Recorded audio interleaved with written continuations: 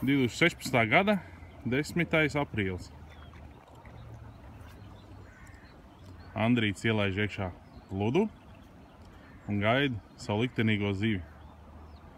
Viņš gaida jau mēnešiem un varbūt pat gadiem, kā sals stabiņš nostājies Ventas krastā.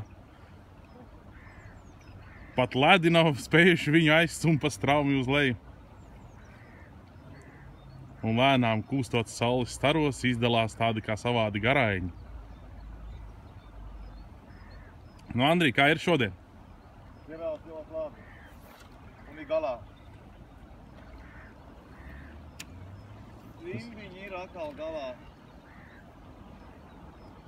Man tas kaut kā nepārsteidz, ka tev vimbiņi ir galā.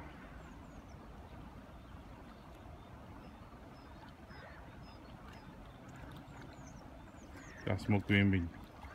Kūliņos traumītē. Viņi varbūt mājas sveicieni. Varbūt ardievas. Sveicieni mums, ardievas savām māsām. Nu, kaut kā šitā. Viņš notiek viss mums skaisti. Nu ko, novēlam tev neasaks. Paldies!